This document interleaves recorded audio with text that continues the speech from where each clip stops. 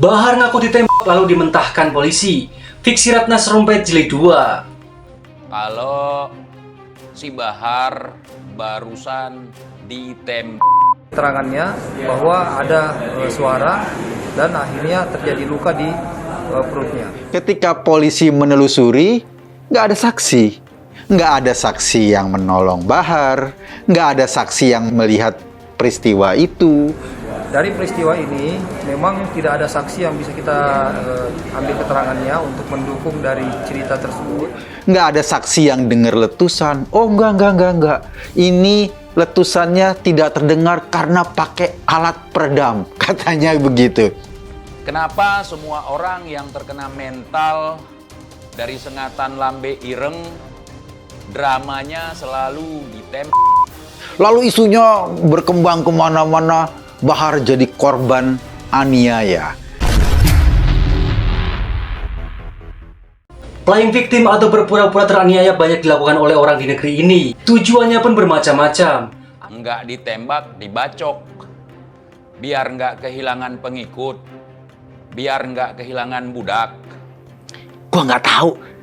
Dia tahu dari mana ada sniper. Itu yang pertama. Namun kita akan melakukan pendalaman sehingga bisa memperjelas peristiwa yang terjadi. Pun kalau bener senjata api, latar belakangnya apa? Masalahnya apa? Kan kita tahu Bahar juga suka berantem. Kan dia pernah masuk penjara gara-gara gebukin anak kecil. Kemudian yang bersangkutan memang melaporkan setelah dari rumah sakit dan kondisi luka sudah tertutup oleh perban. Kita ingat ketika Rizik ngomong kemana-mana, dia diancam oleh sniper. Sehingga untuk bisa memberikan keterangan terkait dengan lukanya, kita masih menunggu hasil visum agar bisa menentukan kondisi luka dan juga penyebab dari luka tersebut. Dan ada juga orang yang melakukan playing victim untuk menjatuhkan kubu lawan dalam persaingan politik.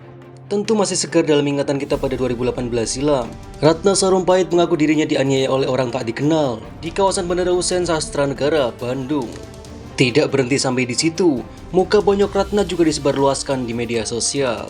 Bak mendapat durian runtuh, pengakuan Ratna itu pun langsung direspon oleh Prabowo CS seperti Fadlizon, Daniel Anzar, Amin Rais, Rizal Ramli, dan lain-lain untuk menghantam lawan secara tidak langsung. Bahkan Putri Amin Rais, Human Rais kala itu sampai mengatakan bahwa Ratna adalah cutnya dirinya masa kini, sembari menitikan air mata. Saat ini saya bersama Bunda Ratna Sarumpait. Saya bisa merasakan, beliau buat saya adalah cutnya dirinya masa kini. Kartini masa kini adalah Bunda Ratna Sarumpait, dan mungkin Bunda Nanowarisman. Ujar Hanum waktu itu seperti tanpa bersalah, yang videonya sempat viral di dunia maya. Hanya saja, aksi playing victim yang dilakukan oleh Ratna tersebut tidak bertahan lama. Sehari setelah Hanum menyamakan dirinya dengan pahlawan asal Aceh tersebut, polisi mengungkapkan fakta bahwa tidak ada tanda-tanda dan bukti Ratna telah dianiaya. Yang polisi berhasil temukan justru Ratna sebenarnya melakukan operasi plastik, hingga ia tidak bisa berkata-kata lagi dan terpaksa mengaku telah berbohong. Terakhir, bak senjata makan tuan, serangan yang diarahkan ke lawan justru berbalik ke Ratna sendiri. Dia pun divonis 2 tahun penjara kala itu karena telah berbukti menyebarkan hoax. Padahal jauh hari Gus Dur sudah mengingatkan bahwa yang lebih penting dari politik adalah kemanusiaan, dan kekuasaan yang diperoleh dengan cara mengabaikan sisi kemanusiaan maka tidak akan memiliki kepekaan terhadap kemanusiaan. Untung Prabowo kalah di Pilpres 2019 silam. Lantas, apa tujuan Ratna melakukan playing victim itu? Tidak lain tidak bukan untuk membangun opini bahwa pemerintah Jokowi tidak demokratis, membungkam aktivis dan represif terhadap lawan politik, yang muaranya untuk menjatuhkan citra capres-cawapres pasangan Jokowi Ma'ruf. Memang benar-benar jahat itu orang. Nah, yang teranyar, yang melakukan playing victim adalah Bahar bin Smith. Ia mengaku ditembak oleh orang tak dikenal di sekitar pos diklat di Sub, Kecamatan Kemang, Kabupaten Bogor pada 12 Mei 2023 silam. Yang mana peristiwa penembakan itu terjadi saat Bahar keluar dari mobilnya, mengecek kondisi mesin kendaraannya tersebut.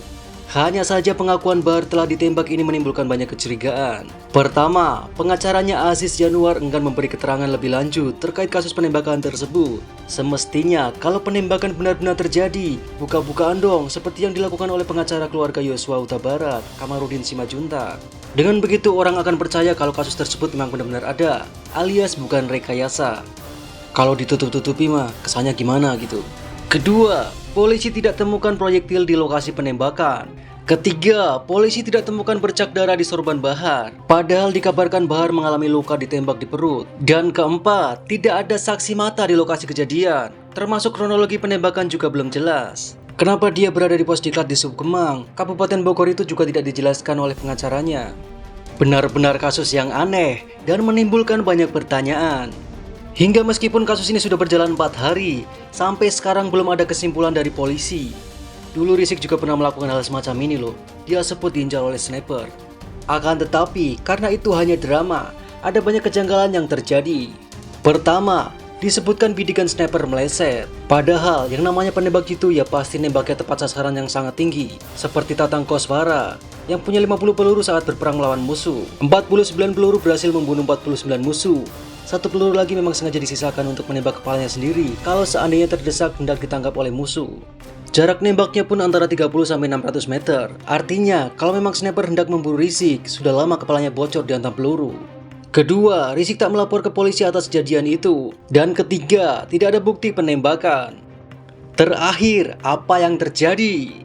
Ternyata mengaku diteror tersebut hanya alasan untuk kabur ke Arab Saudi dalam rangka menghindar dari jerat hukum kasus chat asusila bersama Firza. Benar-benar lucu.